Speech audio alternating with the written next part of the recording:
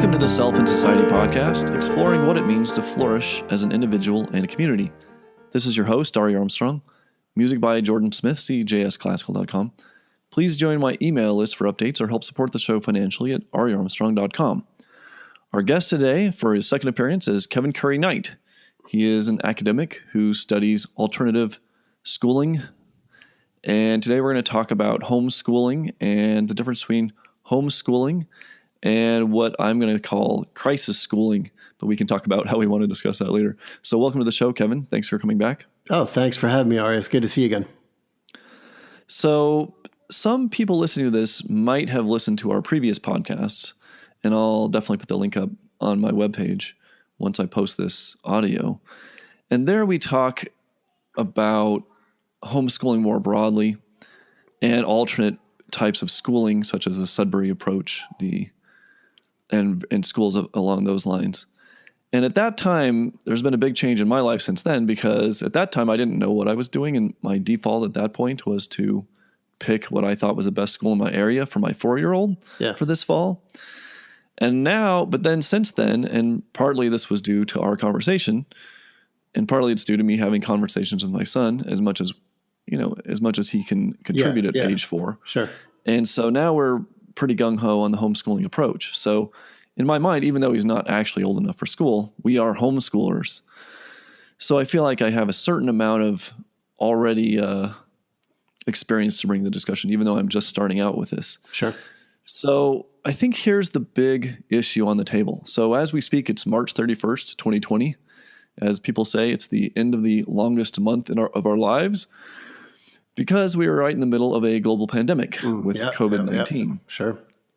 And so where this brings you in is that this has forced many, many families across the nation and indeed elsewhere in the world to stop sending their children to their regular schools and stay home.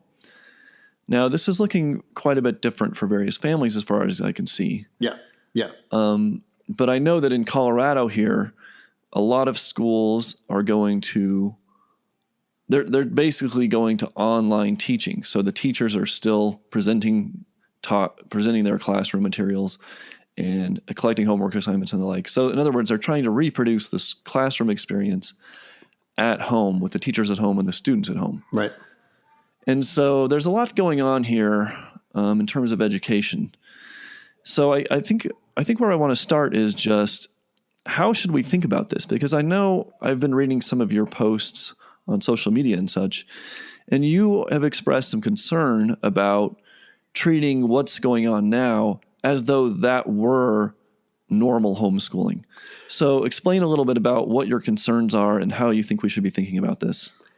Yeah. Well, there's a delicate balance, because those of us who are familiar with homeschooling and unschooling, which is homeschooling without any sort of forced curriculum, there's obviously things that we can contribute to the discussion. There's a lot of parents who are like, oh my gosh, this has been forced on me. Like, what do I do with my kids?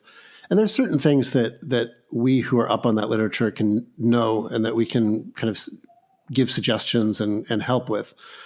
But the two are really different in terms of what homeschooling really is and what this is. So what this is, and for lack of a better term, it's crisis homeschooling or crisis schooling. It's people are kind of forced to be at home. Really, it's not that they took their kids out of school because there was something wrong with the school or they didn't like the school's approach. It was really the schools were forced to be shut down because of this pandemic with COVID-19.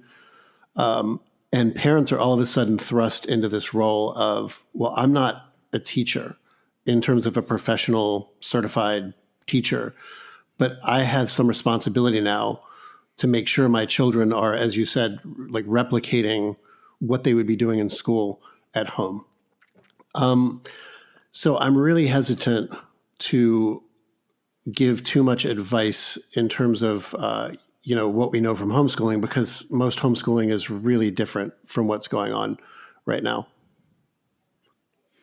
Yeah, that's what struck me. It's like what I'm doing now is radically different from what we were doing even at the very beginning of the month. Okay. In terms of how we're approaching things. So I've been thinking about this term homeschooling, and in a way it's kind of silly. I mean, it's a really strange term for what's actually happening, because what I'm doing with my son is almost not happening at home at all for the most part. Now we do some things, we go through math notebooks and such at home. Yeah. But most of what we're doing is not happening at home. We are going out to co-ops several times a week. We're going to the museums. We're going to parks and such, playgrounds. Right. And so one way I've started thinking about it is it's more like world schooling. Like the world is our oyster and let's go explore it. Right. Whereas now you don't have that. A lot of that is forcibly closed off to you. You can't go to the museum. You can't go to the library. You can't go to the store. And that's one of the big differences between most homeschooling and what we're seeing now is when you look at homeschooling families who homeschool by choice, a lot of the education that their kids are receiving are because the kids are just kind of going out into the world. So it's not just in the house. It's not accessing the internet and books or stuff like that. There is that. But they're also going out with their parents when they're grocery shopping or when they're, going out and taking care of errands or something like that. Or sometimes the kids just go to the library. And those things are kind of shut off to all of us right now. Right. And so, however, we have been able to take some of this onto Zoom, which is one of the video conferencing services. Yeah. I guess, people also use Skype and Facebook, and I guess Google has one, but I don't know much about that. And so we have done, for example, we'll get online and do some story reading time with some of his friends. And one of my homeschool co-ops, we'll get online once a week and do things like story reading or playing scavenger hunts and things like that. So we've been able to maintain a few things that are like our normal lives, but it's definitely wildly different. Yeah, same sort of thing with the Pathfinder Community School, which your guests who listened to the earlier episode will know I'm on the board of directors for. It's a place in Durham, North Carolina. It's more of a learning community. There's no structured curriculum. There's no forced curriculum. But of course, being any sort of educational institution, they're shut down right now, just like everyone else is. So we've rolled a lot of the stuff that we do every day, like morning meetings and what we call spawn groups and things like that, and offerings online. But even then, it's not really that great a substitute. So even though these kids weren't going to any conventional school to begin with, just the fact that the school space is no longer somewhere you can go, just by itself changes a lot of the dynamics. So you can replicate some of it online with Zoom and video conferencing software or chat groups or Slack, I think a lot of people are using. But just the fact that a lot of those things are shut down to us, those physical spaces are shut down, is itself just a huge difference between homeschooling in the conventional sense and what we're seeing. Another big difference, of course, between homeschooling in the conventional sense and what we're seeing now is that homeschooling in general is by choice. It's a voluntary choice, usually started by the parents, but usually the kids, especially as they get older, have a lot of say in that. So every year, often homeschooling and unschooling parents will kind of ask the kids, okay, do you want to go to school this year? Or do you want to keep doing what we're doing?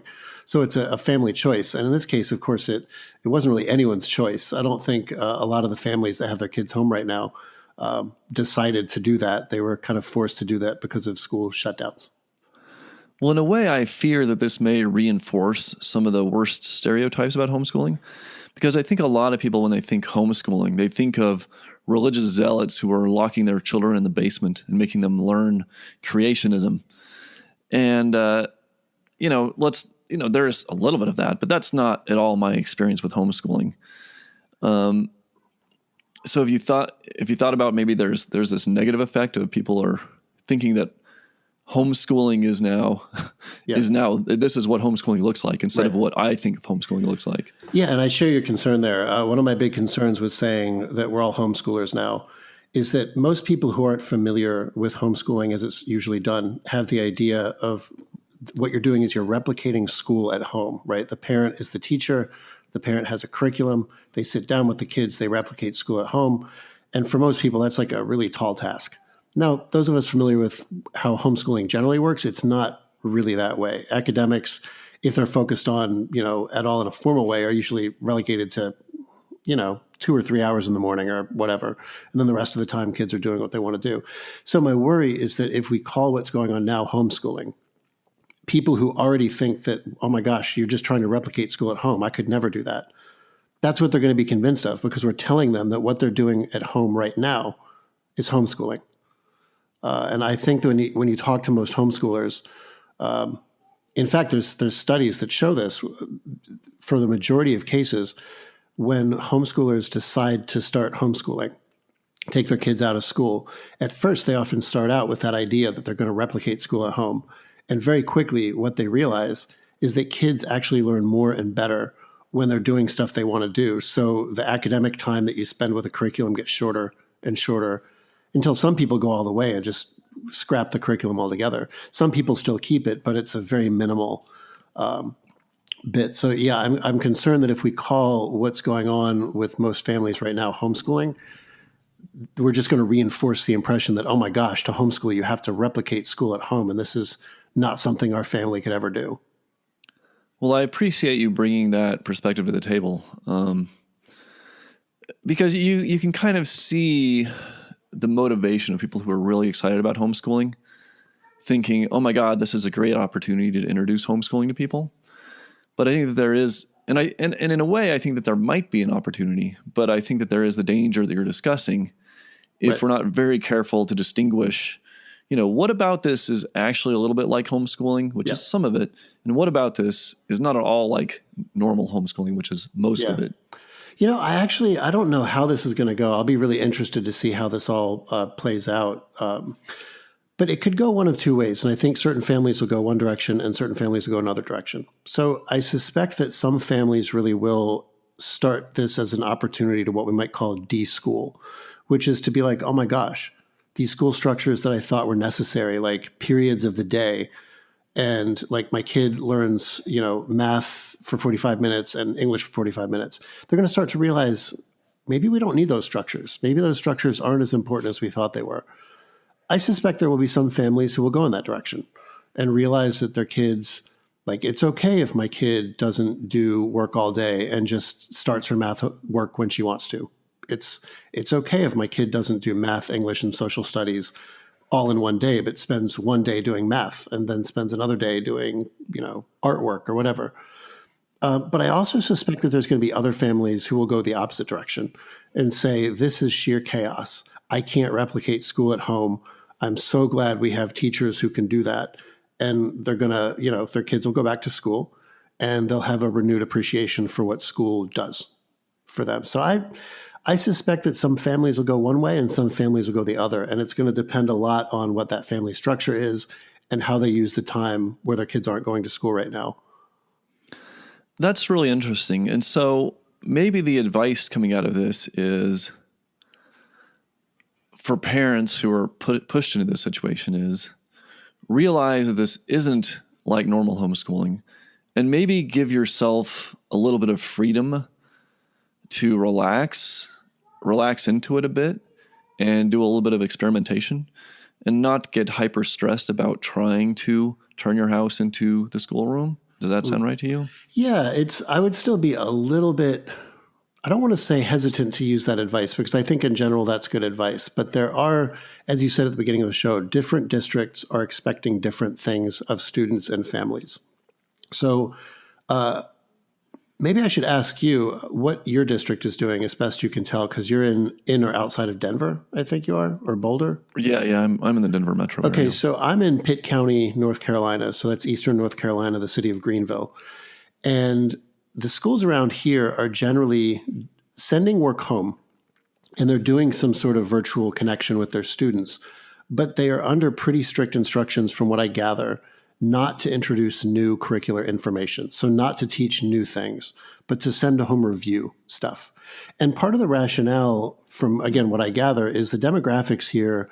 The city of Greenville itself in Pitt County is pretty suburban.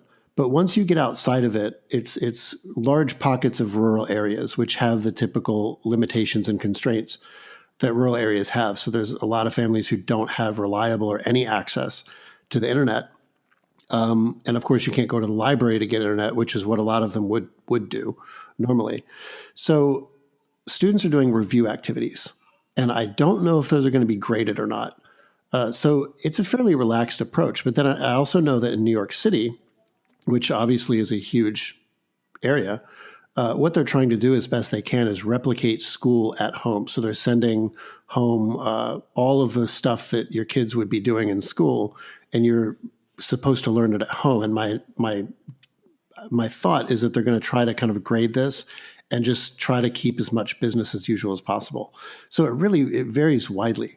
I know some districts, I heard of one district in Massachusetts that is demanding teachers that you cannot grade anything that was done during this hiatus because it would be unfair. Some kids have access to the internet and they can do all this stuff as usual. Other kids don't, and we can't penalize kids for what they have access to at home. So and then other districts are trying to grade everything and say this is basically, we're just continuing school, but we're not, the school building isn't open. That's really interesting. And my answer is I don't know about Colorado. It's the kind of thing I'd like to look for. I don't know if somebody's written an article comparing and contrasting this. I think I want to check with Chalkbeat, that journalistic outfit that deals with education. Yep. And see if they've done anything or see if they could do anything. Right, to aggregate, aggregate the data just to see what different districts, because it varies so widely. Well, I'd be interested just in a Colorado report because we have, of course, the dense metro area of Denver-Boulder, but then we have the less dense western slope and then the eastern plains. And so, we have a wide mix of situations here in the state. But then, so what I suspect is that Colorado is sort of a microcosm of what's going on nationally. But I don't know. I wouldn't know without Colorado-focused and then national-focused articles along these lines. So here's how I would rephrase the advice that you had formulated before. The advice you formulated before is use this as an opportunity to just ease up a little bit and realize that you don't have to replicate everything about school. I would say I like the advice, but I would say given the constraints and expectations that your kids and you are under in terms of your district, ease back as much as you can. You may be in a district that really expects your kids to do all the stuff they would be doing in school, in which case it would be hard for me to say ease back because your kids might be held accountable for that. But if you're in a district like the one that I'm in, where there's really no expectation that you're going to be doing new work, I would say absolutely use this as an opportunity to say, okay, we don't need to have school structures in this house. If my kid wants to do work in the morning, they can do work in the morning. If they want to do work in the evening, they can do work in the evening. If they want to go a day without doing work, that's fine as long as they get certain work done by the end of the week or whatever it is. So figure out what your situation is, what your district demands, and what your district is going to hold your child accountable for. And then figure out how much can I ease back. That makes sense to me. And I will point out here that I've run across quite a variance in how families handle homeschooling. So some families actually do have a fairly rigorous curriculum. And so they are doing something that looks more like regular school. Yeah. But, based just on my limited experience, most families are doing sort of some curriculum, but less formally and sort of as you described, where it's more at the child's discretion and with a lot of room for play in terms of what the child is interested in. And I'm trying to kind of take that middle path so far. So for example, I have these Singapore math books, which I like. But I'll ask my son, hey, do you want to work on these notebooks for a while? And sometimes he says yes. And we've sat for an hour and a half working on this at certain times. And a lot of times he says no, and then I just don't push it. Yeah. Now he's 4, so, based on our previous discussion that I tend to worry, tend to worry about this more than maybe you do. Sure. But so we'll see how this goes in future years. But so far, this is working fine because, I'm finding what people say is true. Children do have a natural interest in the world, want to learn things. So, my son is learning a lot of fractions just by doing baking. He loves watching baking shows. Yeah. And, wow. And baking. And so that's a great opportunity to begin to introduce, what is a half a cup or a third of a cup. Yeah. Things like that. So one of my our son Lachlan, who's 4 right now, so he's kind of quote unquote preschool age. we were just doing a puzzle yesterday. We bought him some puzzles, and because he really likes puzzles, he seems to get into them. And every day we just try to hang out with him for a bit because we're all home, and it's you got to keep the boredom off. And he's doing this puzzle, and it was a 20-piece puzzle, and he's getting really good at puzzles. And you can see him kind of problem solving it. So he'll take the piece and he'll try to put it in the puzzle where he thinks it fits, and either the shape won't fit and he'll rotate it, or it obviously doesn't look like it connects in terms of the picture, so he'll like put it somewhere else where he thinks it goes. And it's just really interesting to see. And that's learning problem solving. He's learning how to think critically in maybe the truest sense of the word. He's learning how to figure out what clues to use for a puzzle. This piece has a flat side, so it must go on one of the edges because the edges have flat sides. You're starting to see him like figure that stuff out. It's pretty cool. Yeah, that's great. I'm going to share a couple of anecdotes along those lines. So the first is we got some Lego kits. So one was for a Batmobile. And at first, I didn't appreciate these until we started doing them. But there's a lot to it in terms of, first of all, the 3D visualization. Where do these pieces go and how do they fit together? But also, how do you follow these pretty complicated directions to achieve this final product? And so I thought, I began to appreciate the lessons that are implicit in some projects like these that a lot of parents might just think of as silly play. And then the other thing is a friend gave us Battleship. Oh, wow. That old game? Oh, yeah. Where you place the ships on a grid and then you try to guess where your opponent's ships are. And then you guess right and then that blows them up. Yeah. And I thought, oh my God, my son is learning coordinate geometry through this really fun game. Yeah. Now he's a little too young to do it all by himself, so we played. Right. But still, he's sort of getting it. Okay, it's over so many and down so many, and that's a point on the grid. Right. So there's two pieces of advice that we can potentially give the families who have their kids at home right now, based on what we've been talking about. I guess first, before I give it, we should acknowledge that all of this requires having those resources, and there's some kids who are in homes that just don't have a lot of resources. So, for those families, of course, you can try to get creative with whatever you do have. Like Battleship, it occurs to me, if you really wanted to, you could figure out a way to replicate that on paper, right? You could draw boards. You could do that same thing with bingo. You could draw boards. But the advice that I would give, the first piece of advice is, we like to think of learning as the academic stuff that you do in school. But there's a lot of learning that homeschoolers and unschoolers in the literature defines as incidental learning or informal learning. So when your kid is learning coordinate geometry with Battleship, he's not sitting down and saying, cool, we're going to learn coordinate geometry. Let's do some work on coordinate geometry.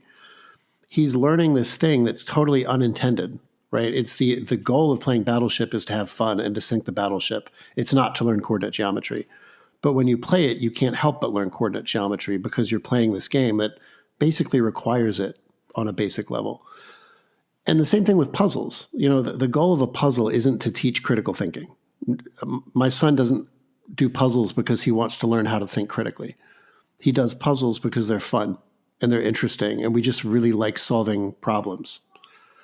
So the first bit of advice I think we can give to families who have their kids at home is that even when your kids aren't doing schoolwork, they will often be learning things.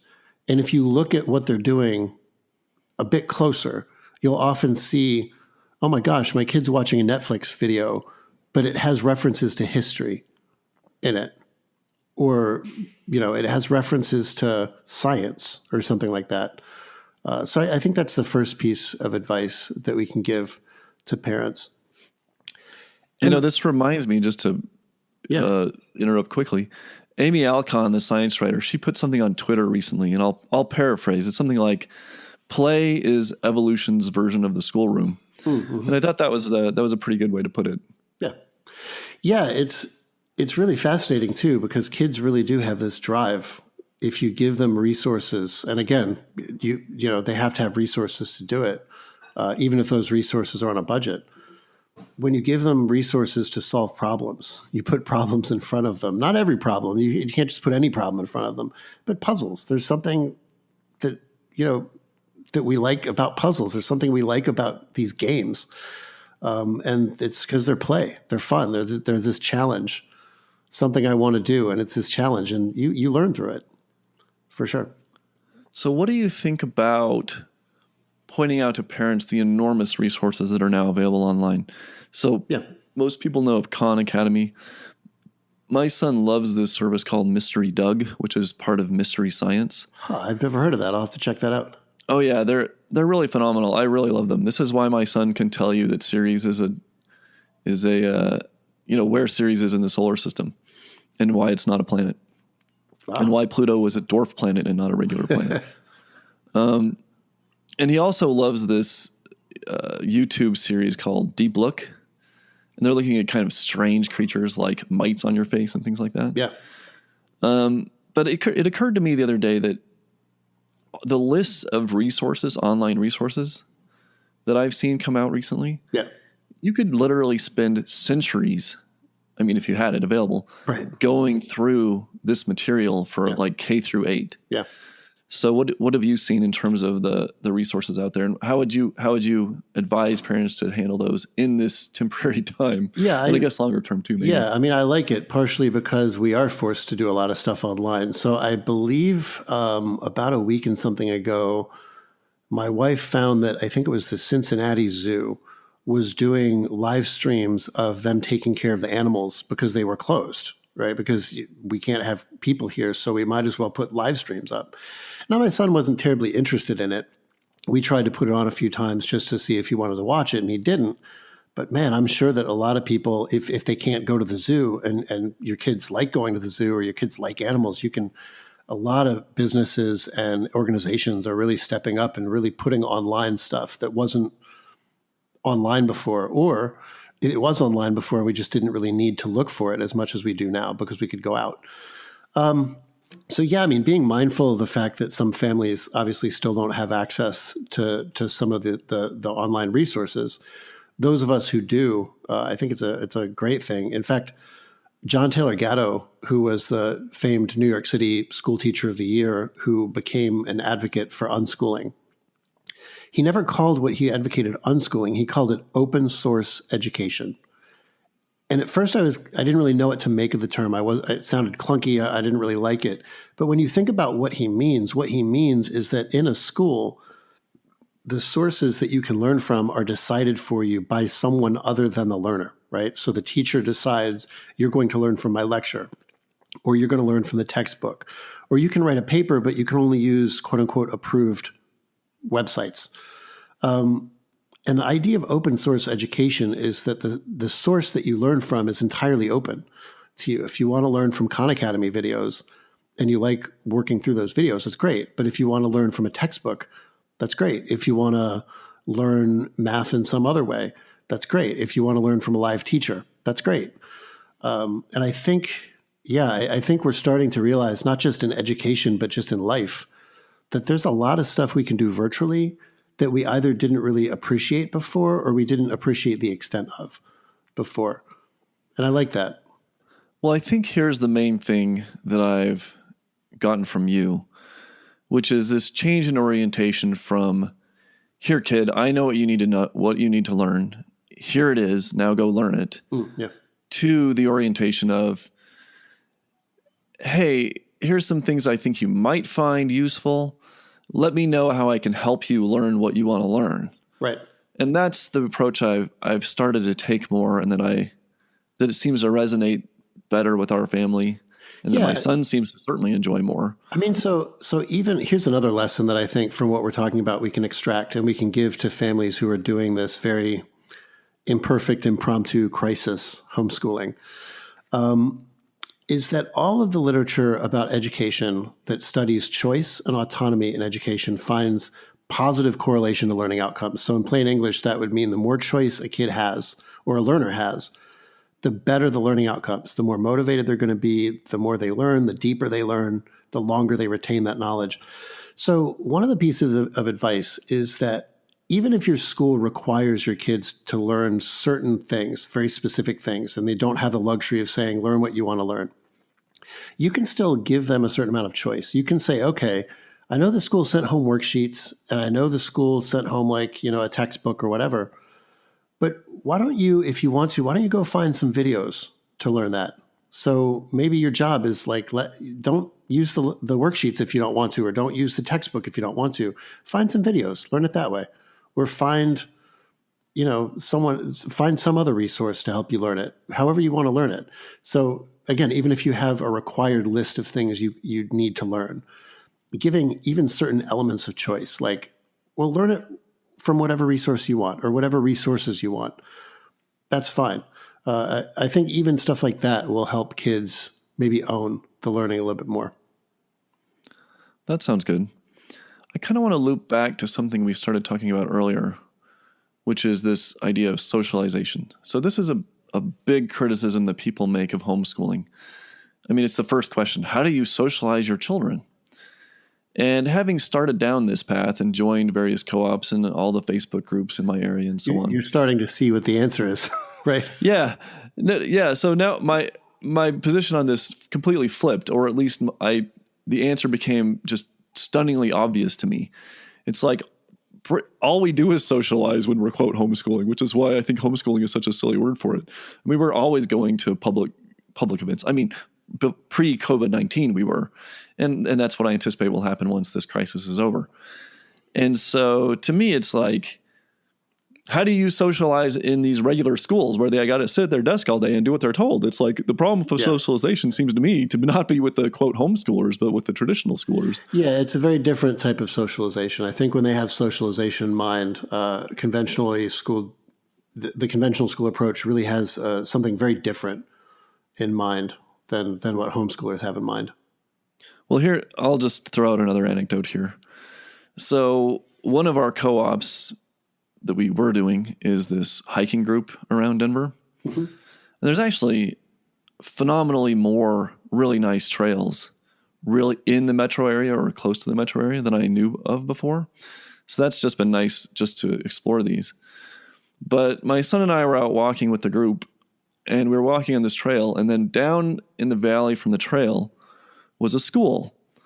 And there was this big chain link fence, and there was a group of students playing in the playground with their playground equipment.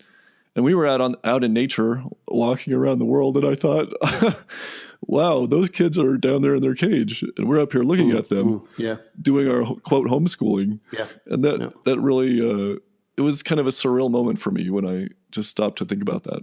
Yeah. And we definitely have to be careful when we're talking about the parents who are the families who are dealing with this current situation that, I mean, for everyone, socialization is a bit strained right now because obviously we can't do certain things that we could do before. Like we can't go to the store and socialize that way, or we can't go out to some of the places that we used to go out. And that's not just true for kids. That's true for adults too, right? We're all moving all of our socialization online. So my wife yesterday got several calls from our nephew, who is trapped in the house as everyone is, and he's a pretty social kid. So he's discovered, I think there's some messenger app that's kind of parent monitored, so the parent can monitor it. And he's calling everyone under the sun. He's calling relatives. He's calling friends. And so it sounds like a good portion of his day right now is calling people. And it's a pretty imperfect substitute for socialization proper. But also, if you think about what he'd be doing in school, I think we can argue that he's socializing more in these virtual spaces where his day isn't so regimented and he can't talk to his friends in class.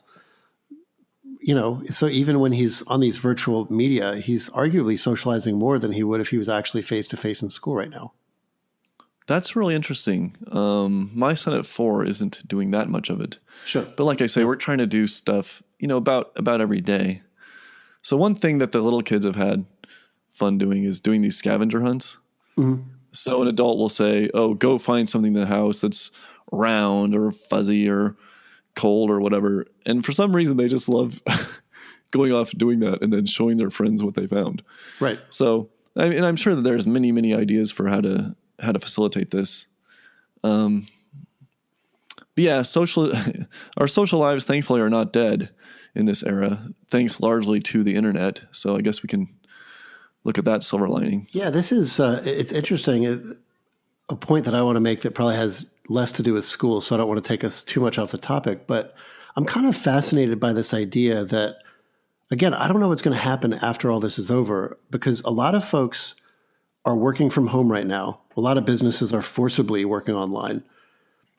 So I wonder, as we come out of this, are we going to have a new appreciation for what we can do online and say, oh my gosh, we can do more online than we ever thought we could? There's no reason our business has to have like show up at work every day policies. Or it could go the opposite direction and say, wow, we thought we could do a lot online, but it turns out we're missing a whole lot that we could get only in a face-to-face work setting. So it could go either way, right? It could go a lot of businesses you could see like abandoning some sort of like, show up at work for 40 hours a week policy. But then other businesses could be like, wow, we really need to have this workspace because this online thing just doesn't quite cut it. And I don't know which way it's going to go. And I suspect, like we were talking about earlier with deschooling, I suspect some businesses will go one way, some businesses will go the other way. Just like some families will go one way and some families will go the other way. That's interesting. I guess my guess would be that there's going to be some pretty dramatic shifts. I mean, before this, I didn't even know how to use Zoom, or I barely knew how to use it. Yeah. So now, I mean, there's just everybody is ramping up their learning curve on this stuff, and that's not going to go away. And so here's my guess. I think there's going to be a lot more openness to things like working from home, at least for many types of professions. Yeah. But at the same time, I think people are going to really appreciate the face-to-face stuff. So in other words, maybe they'll have their once a week meeting where everybody's really getting together. Right. And it's actually more social. Because here's what happens with a lot of offices in terms of, as far as I've experienced or seen, they're at the office together, quote, but they're basically all quiet looking at their screens all day. Yeah. And so, yeah, that's true. Right. And so realistically, there's not that much more socialization going on a typical day, or at least for large parts of the day, than there is at, quote, home now, where people are talking on the phones and Zoom. Yeah. Yeah. And even a lot of meetings, if you think about what is the value added of everyone being in the same room, like think of the last face-to-face meeting you had. What happened at that meeting that literally could not be done on a virtual environment? And was that thing important enough that you couldn't just sacrifice it? It's really interesting to think about it, because I suspect different people are going to find different answers because different businesses and organizations have different needs and expectations. Well, here's another, this is a little bit afield, but in Colorado, there was a story out just today or yesterday about how therapists have had to go into telecommuting, telemedicine. Yeah. And this was actually outlawed before this. And so now on an emergency basis, it's been opened up. Right. But this is one of those things where I feel like, well, on one hand, if people can get more counseling in less time, it's better overall, and it's kind of more screen to screen face time than if you don't have it. But at the same time, I can imagine that's a scenario where picking up on the non-vocal cues, the body cues, and just having the physical presence could make an enormous difference. Right. And so, but again, I envision these sorts of things where there's like there's more screen time, there's more video conferencing, but then there's consciously carving out times to really have the personal experience. So maybe how this could be applied to teaching is we're going to do more stuff online where you're maybe not going to school every day for some families, but then we're going to have our, once a week or once every 2 weeks or whatever, get together where we're really going to make it a social time. And, so I don't know. I'm just speculating, obviously, but yeah, it's going to be really interesting, and I think it's going to have to do a lot in terms of school with families and how they're structured. So one of the things that's really interesting to me is a lot of families obviously can't homeschool because they don't have a parent who's home all day, right? They don't have a stay-at-home or work-at-home parent, which is generally speaking, homeschoolers have to have some adult home, especially if their kids are below a certain age. But we are seeing concurrently kids home from school and parents home from school. And I wonder how many of those parents are going to have organizations that say, wow, there's no reason you have to be in the office every day. You could do this from home. And once you do that, if you give those parents that ability to work from home, it'll be really interesting to see how many of them say, well, my kid learned really well when they were at home. And after several weeks, I kind of actually enjoy being around my kids and, in a way that I didn't really appreciate before. Wow, maybe we could do like the homeschooling thing. But again, I'm sure different families are going to go different ways on that, depending on how they're structured and their needs and the constraints that they're operating under. But it's a really unique time. So I'll be really interested. I don't want to sound too glib about it because it is a tragedy. But I do want to see how this all turns out, how these social structures change and how our thoughts about them change. Well, so just personally, my wife normally goes into her office Monday through Friday, 8 to 5, normal schedule. Of course, she's been working at home now, and I feel extremely fortunate that she's able to work from home with her kind of work. Yep. But frankly, if anything, she's at least as productive working from home. If nothing else, she saves the hour a day commute, which adds up over the course of a year. That's a lot of time. Oh, yeah. Yep. And so, but the other thing that occurred to me with the COVID-19 crisis is it seems likely, or at least plausible, that there will be long-term return to normal. In other words, there are some people where being at work is crucial. Some people it's optional. Mm-hmm. And then there's this kind of gray area. Yeah. And so what may happen is that it's sort of, we slowly move the line to where more and more people are going back to their physical locations as they can. But, my wife is probably at the end of that line. And because, I mean, they could exist for months without ever going to the office as a business, indefinitely. Yeah. Whereas other people, if you don't have people in the office because there's physical stuff to do, you're going to fail after a couple of weeks. So, but this might be for at least many people kind of a months long ordeal. Even if they do get back to quote normal, it could still take most of this year. Yeah, for sure. Yeah, it'll just be so fascinating to see kind of what happens. Because we always think of like the way things are at any given moment as the obvious way to do it.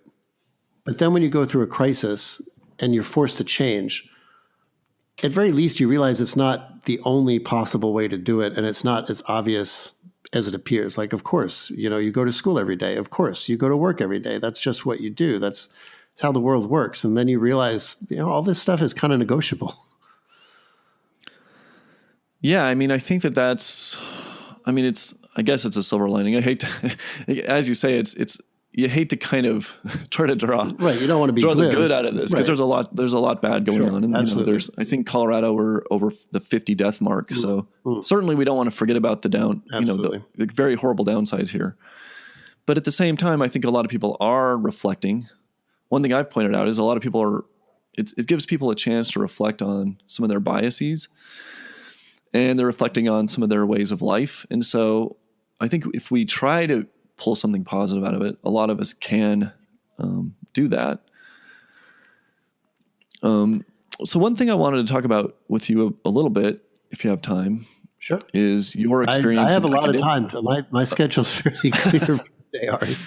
Is academia, because you're also in the college setting. So you're directly involved with alternative education for children because you have a son and you're involved with a school, and you're also involved with the college life. And so I was interested in that. But before we get there, is there anything else that we want to wrap up in terms of homeschooling generally, or crisis homeschooling, or whatever we want to call it? There's probably two more pieces of advice that I really think that unschooling and homeschooling families can offer to parents in this other situation, with full understanding that they're obviously not equivalent. We've talked about why.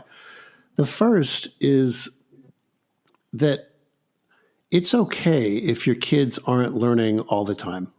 In school, we have this idea that time on task, it's all about time on task.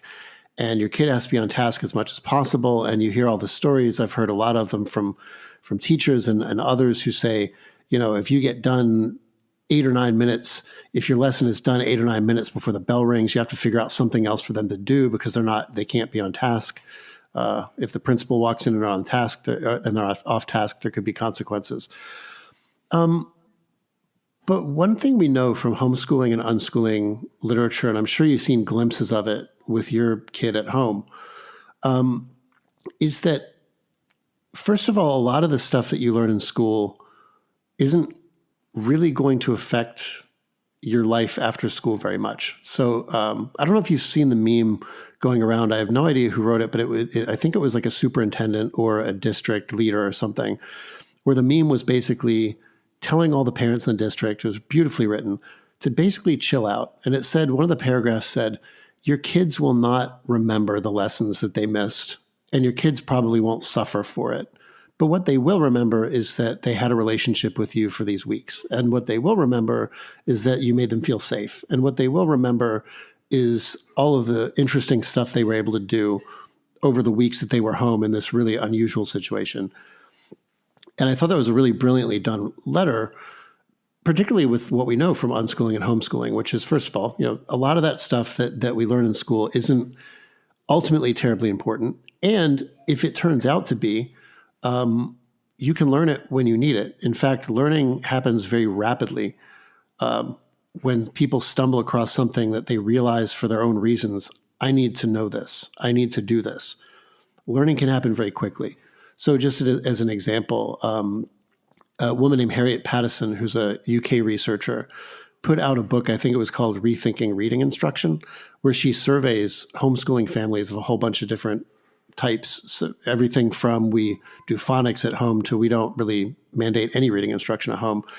And she and other people have found that when a kid wants to learn to read, it's not uncommon that it will take them a few months to be able to get to a pretty adult level, just because they are super motivated to read whatever it is that they want to read. And for some kids, that's at age 6, and for some kids, that's at age 8, and for some kids, that's at age 11.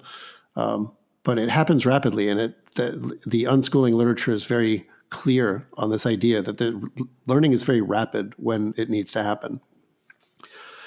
And then the second piece of advice, it's really difficult, but enjoy the time with your kids. Because one thing, again, we know from homeschooling and unschooling research is that one of the things, I believe this was a study that Peter Gray and Gina Riley did when they asked unschooling families in particular, when you look back after the process is over, what were the biggest benefits to you? And parents especially, not as much kids, but parents said it was really the time that we were able to spend as a family.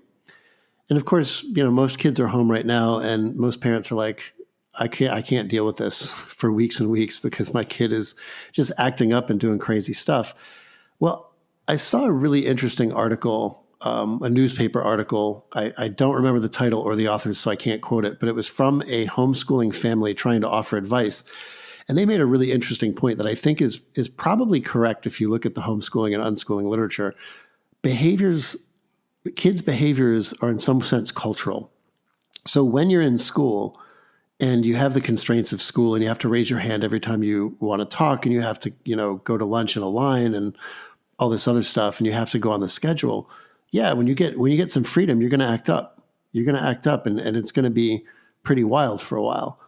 But at some point you settle down because, it starts to get old acting up, and you start to kind of just mellow out a little bit. And I think when you look at stories of unschoolers and homeschoolers when they started the process, it was a little bit of rebellion, and it's a little bit of like, wow, finally I don't have to do anything, and they just chill out all day, and they act kind of crazy. And after a while, they chill out, and you start to learn how to function as a family unit in a way where it's just a given that they're at home and you're at home, and you figure out a way to make it work. So again, I don't want to compare the unschooling, homeschooling situation to what's going on with parents right now.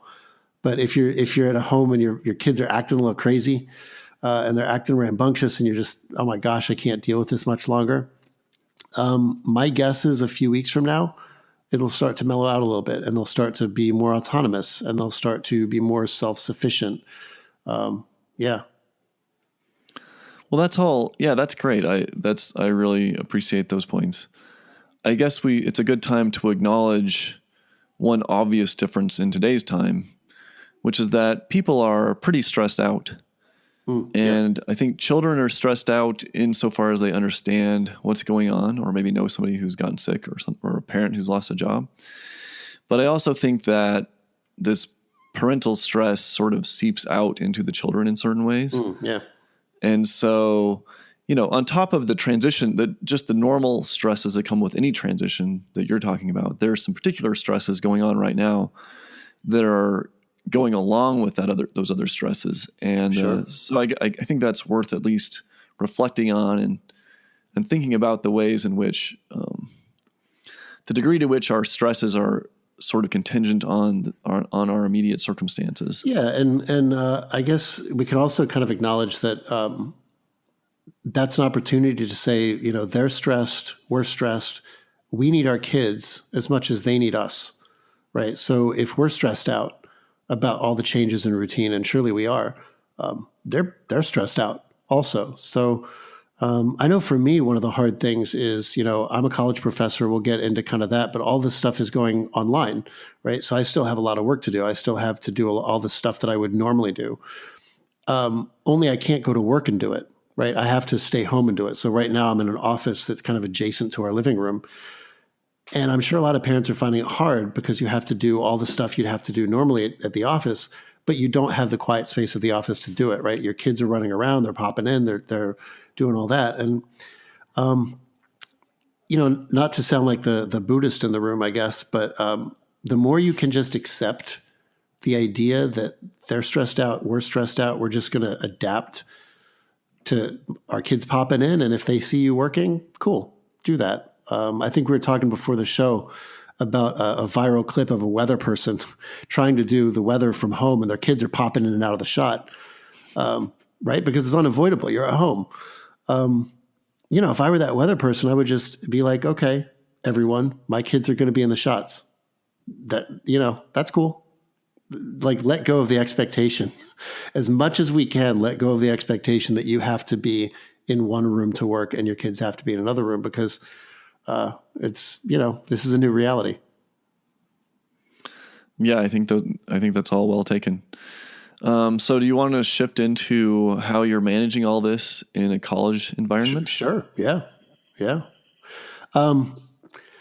So, I'm a professor in a college of education, and my classes are going online just like everyone else's are.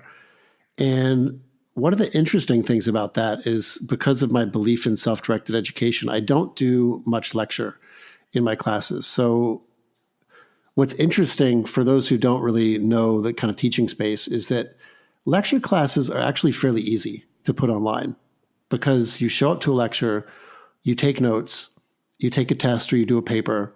You can ask questions and stuff like that, but all of that stuff is replicable online. It's right. You can record your lectures. You can have discussion forum sections. You can have virtual office hours if students want to ask questions. You can put all of your tests online. You can put all of your papers online. There's some things that you won't be able to replicate exactly with the face-to-face feel, but you can replicate that stuff pretty easily online. For more discussion-based classes, and my students are doing kind of individual self-directed projects, and every week we come to the table to do check-ins about our projects, and I have to replicate that virtually. And it's a little bit harder to replicate stuff like that, where the action is coming from everybody in the room rather than just one person in the room. But we figured that out to the point where, to what we were talking about earlier, it's almost like, wow, how much do we really need to meet face-to-face? Like, if I ask students, do you prefer doing this virtual meeting? I would wonder what they'd say. I wonder if they would prefer to show up in person, or if they would prefer to do virtual meetings. That'd be an interesting thing to figure out. And as much as this may or may not change how families approach K through 12 education, this may prompt even larger changes in college education. It's unclear to me, of course, but with the student debt crisis and books like Brian Kaplan's coming out on the signaling theory of education. Right. In other words, education isn't so much about what you learn, it's about demonstrating you can follow directions and be involved in a long-term process. Yeah. Things like that. It does make me wonder whether this will eventually have whether this will prompt more serious changes in college education, even than we might see in K through 12 education. Well, I just think financially also, everyone's over-leveraged, right? Students are over-leveraged, families are over-leveraged, government is definitely over-leveraged. If we go into a recession, let alone a depression, and I don't think anyone really knows what's going to happen, but if we go into one of those two, my worry is that I think the college bubble was already a bubble waiting to burst. Just like the housing bubble, right? You pay for college because college is an investment, and college is kind of a bottleneck into the workforce. So you pay for college because you expect to get more value when you go out than the value you put in. The tuition is going to pay for itself. I'm wondering if significantly fewer families and students are able to pay for college tuition, are we going to start realizing just by necessity, because people can't go to college, that college isn't really as necessary as we thought it might be? People are going to have to figure out ways to say, well, I can't afford to go to college. I'm going to have to just go out into the workforce. Are they going to find out that they really aren't that much worse off than kids who went to college were? So I wonder if this is, I don't know, but I wonder if this is part of the college bubble's invitation to burst. That's interesting. Well, I'll share another anecdote here. I've talked to a couple of homeschooling families here in my area with students who are more academically inclined. And their strategy is, and there are arrangements between school districts and community colleges, which can involve homeschoolers. And so their strategy is basically, the student strategy is to come out of high school, so basically turn 18, already with 2 years worth of college credits behind them through the community college system, which in Colorado is then very easily transferable to at least any state school. I don't know how transferable it is elsewhere outside the state or to other schools. Right. And so there's also a push, at least among my circle, my new circle, of making college education, moving that lower, doing that earlier in your life, so that by the time you turn, what it normally is graduation from high school, you're actually half done with college. Which to me, a student who's interested, that sounds like a great way to go. Right. Yeah, I mean, a lot of unschoolers also do the community college thing, because even if the credits aren't transferable, what they find is they need to prove to colleges that they do want to get into that they can handle the college type environment, right? Like, these kids don't have transcripts. They haven't proven to colleges that they can handle being in a classroom. So Gina Riley and I on our podcast, Learning by Living, just had on Bria Bloom. I don't think the episode is going to be released when this episode comes out, but it'll be released pretty soon. And she is a lifelong unschooler. She never went to any formal school until she was 16. And she just decided, well, I'm going to go to college because that's what everyone does. So I might as well go to community college so I can get used to kind of academic settings and prove to people that I can do academic work. And that's what she did. I don't know. I don't think she said in the podcast episode whether the credits transferred. I would suspect they did, but even if they didn't, a lot of unschoolers do that. They go into those community college settings just to prove to the college that they want to get into that they can do academic work. Like, see, I could sit in a class and get an A or a B or whatever it was. Okay, yeah, that hadn't even occurred to me, but yeah, I see that as another possible benefit to going that route. Yeah. For children who are interested in the college track. Yeah. All right. Well, where are we at here? I mean, everybody's schedules are strange. We're living in this strange kind of surreal world, and where we are having a hard time even keeping track of the days of the week. At least I am. Yeah. Yeah. So, is there any other interesting direction that we should take this today, or are we ready to? Well, yeah, I don't know. I guess I just want to reiterate two things. First of all, any advice that we've given throughout the episode on, what the homeschooling, unschooling literature can add to conventional schooled parents really needs to be taken with a grain of caution, because those are two very different things. There are certain things, hopefully, that we've said that are applicable to those parents, but we really need to be cautious that we don't try to just sell these parents on, what you're doing is homeschooling and you should just unschool your kids. because they're two very different things. So we definitely want to reiterate that. And I just for personal reasons, again, I'm just fascinated by this idea that things are going to change. Our relationship to all of these institutions, whether they're school or work institutions or institutions that kind of civic institutions, all of these things are going to change. And we don't really know how. We just know that, we're doing a lot of stuff virtually in a way that we've never done it before.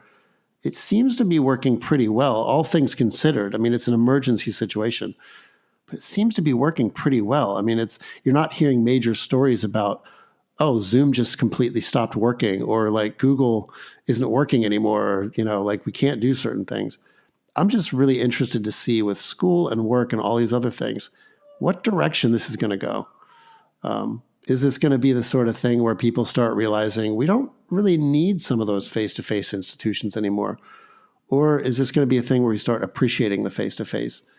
I'll tell you, I don't know if this would be at all interesting to viewers, but without really thinking about it, I was reading some Jean Baudrillard and simulacra and simulation and his works.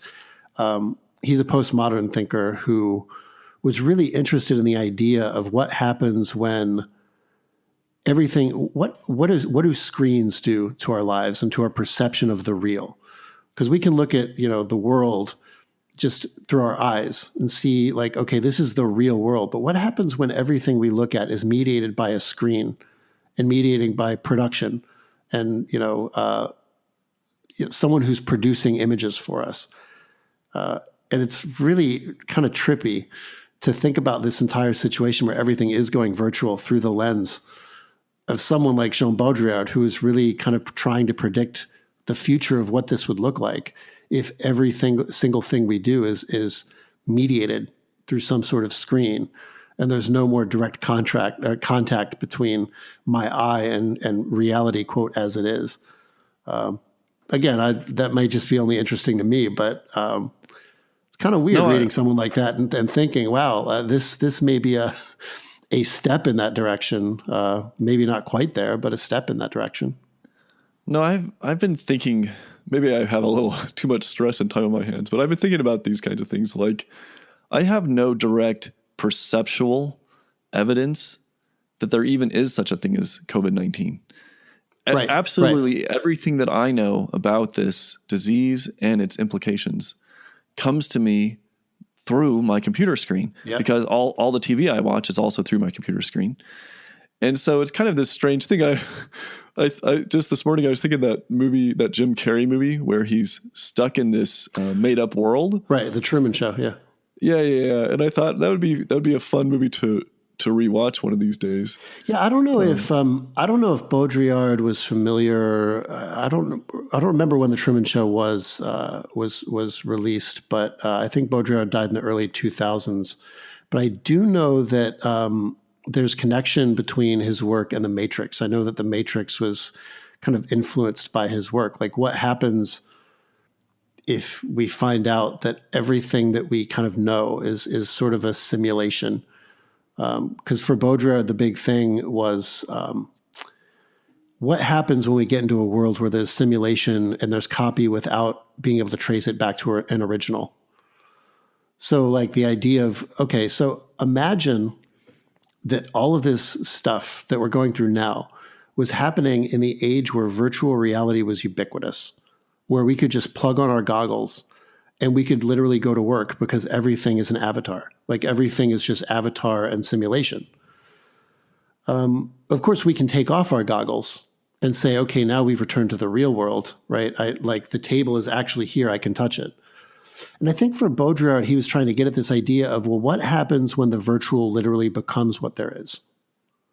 What happens if you go to work and there is no such physical place as work? You just go to work through screens. Well, another thing going on in the real world that's relevant is Elon Musk keeps shooting up a bunch of small satellites. And from what I gather, the idea is to basically encircle the Earth with a bunch of little satellites, which should provide extraordinary internet capabilities to people who buy those services. And so I started thinking, I wonder if this will spur other people to also up their game in terms of internet provisions. And then if we'll get to something like Neil Stephenson's Snow Crash world, where people are doing a lot more serious virtual reality interactions, which is a step even above our Zoom of today. Right. But then another wrinkle is, well, then what if everybody moves into the computer world and then computer viruses start taking off, and then we all have to take off the specs and go back into the real world? Yeah, I mean, there's start a lot going of, into the office. right. So there's a lot of potential unintended consequences, both good and bad, potentially. I mean, for those who have read Baudrillard in your audience, it's hard to not take a pessimistic tone when he's kind of thinking up what these scenarios are. So I don't know if he was very optimistic about kind of what that world would look like, but there are people who are optimistic about it. Jaron Lanier, the computer scientist, just put out a book on virtual reality, and I forget the exact title, but I think the subtitle is something like "Why Virtual Reality Will Change Everything." And in some ways, his point is that like when we can do stuff without the physical limitations of space, when I can go to work without having to commute, but I can literally go to work through a virtual reality set, that will open up a lot of possibilities, and it might even foreclose some possibilities. So it's somewhat interesting to think about. I mean, the other thing that I think about with all of this, again, because I guess I'm kind of philosophically inclined, so I guess I just think about this stuff, is, like you said before, the only experience most of us have with COVID-19, unless we know someone who has it, and that's a horrible experience, is through media, right? So I realized fairly early on, about a week ago, that when you're scrolling through your social media, there's two groups of people. There's one group who's a pretty pessimistic group, and they share really pessimistic stories, and they write really pessimistic stories. This is like the worst thing. It's horrible. This is going to be just a global catastrophe. And then there are other folks who may be more optimistically inclined, and they're sharing stories about how this really isn't going to be so bad. We're going to work through it. There might even not be a recession. We can get through all this. And what I find is that those stories on my social media feeds are shared back to back. Right. So one person on my feed is sharing stories with the headline of, this is the worst crisis ever. We're done for. And then the other, like the very next thing in my feed is, this won't be so bad. We're going to get through this just fine. So what that makes me think about, and especially with my postmodern temperament, is if this were happening in 1953, of course, there'd be a lot of things that would be different. But one of the things that would be different is we'd all be getting our news from the same three sources: newspapers and like 2 or 3 TV networks. In some ways, that would be better. And in some ways, that would be worse. In a certain way, it would be worse because, of course, those 3 networks could be wrong. There's not that diversity of opinion that can keep everyone in check. So if those 3 sources are wrong and they're all wrong in the same way, that could be a really big catastrophe because no one is able to produce news that checks their biases or whatever. But in a way, it's better because you don't have to deal with this "who do I trust" dilemma. Oh my gosh, I'm seeing all these stories and they're all saying completely different things, right? One story is saying this is the worst thing and it's going to just end civilization as we know it. And the other story is saying, oh no, this will be fine. And then, there's a range in the middle, right? So when you only have those 3 news sources, in some ways that's better because it's a source of stability. Even if it's a potentially quote unquote false stability, it's still a stability. You can say, oh, okay, everyone's saying the same thing. This is what I'm going to do. I'm going to coordinate my behavior. I don't have to worry about who to trust anymore. So I think that, and again, I think the postmodern philosophers actually kind of predicted this. When you have this proliferation of news media all telling you different things, you have this crisis of trust that you've never had before. So I wonder, how would this have looked in 1980 when you had 3 news networks and newspaper? Yeah. Good question. But this does it reminds me that this COVID-19 crisis has prompted huge fights among libertarian circles. And that's been interesting to me to observe, is just the huge variance in opinions among people who consider themselves libertarians, or I would consider libertarians, all the way from people like Tyler Cowen, who's extraordinarily concerned about it and agrees with putting the economy in a coma, his term, all the way to people like Richard Epstein didn't Epstein come out with some yeah, articles that were there's some other people who are making some claims about the disease, which I think are not holding up very well, and then right. some people making some claims about what government should or should not be doing, and this, so that's been just sort of a microcosm of these just really crazy and wild debates people are having, where people are reaching just radically different conclusions. Yeah. Even looking at the same basic news stories, and it's been interesting to me to observe. Yeah, and it's just really difficult. But like Noam Chomsky, when he co-wrote Manufacturing Consent, one of the key arguments there was that the news media is fairly curated before you even see it, right? You can only have experts who have a certain range of opinions that are quote unquote allowable opinions. And the news media gives you those allowable opinions to create this sense of like homogeneity, like people, all the experts agree with each other. And in this maybe postmodern age, we don't really have that anymore, right? Like if you want to, for every story, you can find a story that disagrees with that story and says, well, those experts are wrong. And like I said, in some ways, that's a great thing because there's no one party that can maintain a monopoly on opinion. But then again, it's also kind of a horrible thing because if you're looking through your social media posts or whatever it is, you're getting wildly discrepant headlines. And the question is, wow, I really don't know who to trust. And even when you think about which experts do I trust, that's hard to figure out. But one of my favorite quotes comes from philosopher Soren Kierkegaard, the existentialist philosopher. It comes from one of his journals. And he says basically the tragedy of life is that it can only be understood backwards, but it must be lived forwards, right? So you must make a decision on which way to go before you have any idea of whether that actually works out or not. And during a crisis, it's really interesting to think about that because that's what people are doing, right? You have to figure out what to do. Do we make this decision or do we make that decision? And often you have to make that decision under a lot of stress, especially if you're a policymaker or a business owner. But even as a family, you have to figure out, do I take the risk of going out to the grocery store to try to get more food, but risk being infected with this thing? But you also have to realize the second part of that quote is, the first part is it must be understood. It can only be understood backward.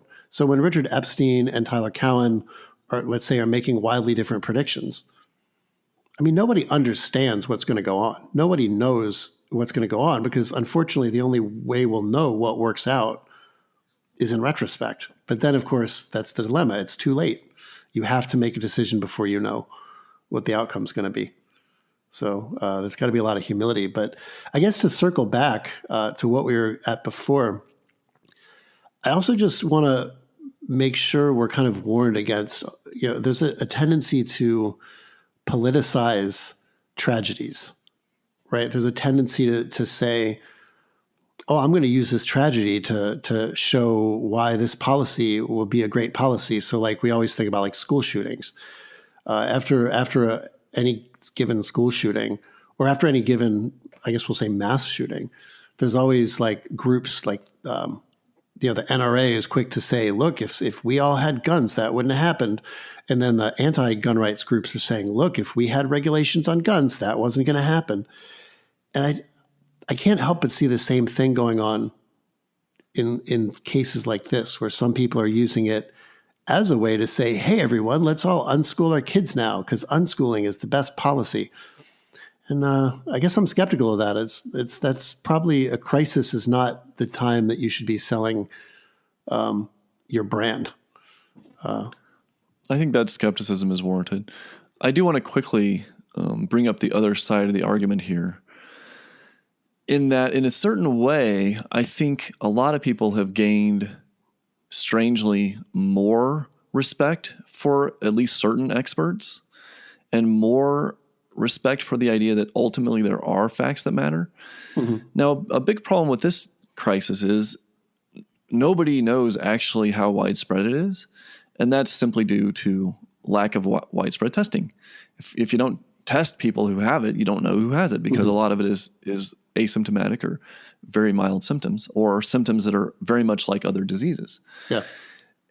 But beneath that uncertainty is a widespread acceptance of the fact that if we had mass testing, we could hone our estimates a lot more. Mm-hmm. And so in a way, we're sort of recognizing the limits of our knowledge here. I mean, there's still, even today, I was reading different reports on how to estimate the mortality rates of getting this disease. Yeah. And some people are still saying it's less than 1%. And some people are still saying it's several percent. Now, at least we know that there is widespread consensus, at least on a broad range. Nobody's saying it's 20%. Okay. Nobody's saying it's 0%. Right. Yeah. And so even within this range of uncertainty, there's still, I think, a widespread recognition that there is a reality underneath this, that we can learn about it, if imperfectly. And that one thing we should be trying to do is figure out ways to learn more relevant facts, which to my way of thinking, the obvious thing to do here is to just start doing more testing, whether that's everybody or randomized testing. Or right now there's some testing going on in Colorado County. So I'm hoping that those results are very revealing when they come out, hopefully in a few days. So I hear what you're saying about these variances of opinion and this really, at a certain level, impossibility to perfectly predict the future. But I also do want to kind of make briefly the case that there are some things we can know and some things we do know, and some things we can know even better if we had better tools. Well, I agree with you to an extent. I mean, there's obviously something that COVID-19 is, and there's something that COVID-19 does, and that's not dependent on anyone's opinion about it. But when you say there's certain things we can know, I would be tempted to say there's certain things that it looks like we can know because we agree on. So the question becomes, let's say we do those tests, but let's say different experts disagree on how to interpret those results. And let's say they put out different estimates based on those different interpretations. Surely there's a right answer somehow. How do you figure that out? Independent of the opinions of various experts, right? The only reason you can say you know something like that is because the experts happen to agree on the interpretation. But when the interpretations differ, it's going to look like you can't know. And figuring out how to figure out what the knowledge is going to be really difficult. And the only way to make it look like you know is when the experts say, okay, we've hashed out our disagreements. We agree on what the solution is. Well, maybe one way I would put it is our epistemic glass is half full. And I think you're tending to want to point to the ways that it's empty, and I'm wanting to point to the ways in which it's full. And I think both sides are actually right in a certain way. Mm-hmm. But we don't need to. I think if we kept digging, we would reach some philosophic disagreements, which we've talked previously about maybe having a discussion about postmodernism, because that's another thing where because I think we should probably, in my circles have some pretty radical disagreements on what that is and what that implies. Right. So we should probably specify for the guests that you tend more towards. I don't know, you'd say I tend more towards a postmodern sort of perspective, whereas you tend more towards, I guess you would say, almost a realist perspective. Like postmoderns tend to be more skeptical about our ambitions about knowledge claims, and other folks are a lot more ambitious. So I think that's where our general disagreements would come from. Yeah, I think I tend more toward the Aristotelian, Ayn Rand, realist line of things. Right. Certainly more than you do, I think. Right. Yeah. But notice that I qualified that. I'm not sure, but I think that's what it is. No, that's probably right. I get my inspiration mostly from people like William James, the pragmatist, and Richard Rorty. Maybe some like Michel Foucault, depending on what parts we're talking about.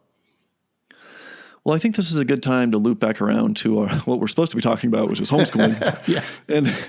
And I think the main lesson I think I would try to draw is that what people think they know about homeschooling is often not what homeschoolers actually think it is. Sure. Yeah. And so if nothing else, maybe this is a good time to stop and check the stereotypes and not assume that what crisis schooling is the same as homeschooling, and start to think about what authentic homeschooling looks like or could look like, or maybe could look like depending on your particular family's needs and circumstances. And yeah, I mean, what I hope would happen is that a lot of families are going to use this as an opportunity to start questioning, well, how much of this stuff that we're supposed to do in terms of replicating school at home, how much of this stuff really does matter? Like when you look at the assignments that your kids have at home and the stuff that they're expected to learn each week, like how much of this is really going to affect their lives? Like if they don't learn to subtract fractions, or if they don't learn what the groups of elements are on the periodic table of elements, how much is that really going to affect their prospects? I would love that to happen, but I don't think it's my job or my role or my place to push that, right? Because parents are dealing with a very extraordinary situation, and they don't have the luxury of saying, you know what, my kid doesn't have to learn this if my kid doesn't want to, because most of those kids are going to go back to school and they will be maybe penalized or rewarded based on whether they did learn to subtract fractions or whether they did learn the grouping of the elements on the periodic table.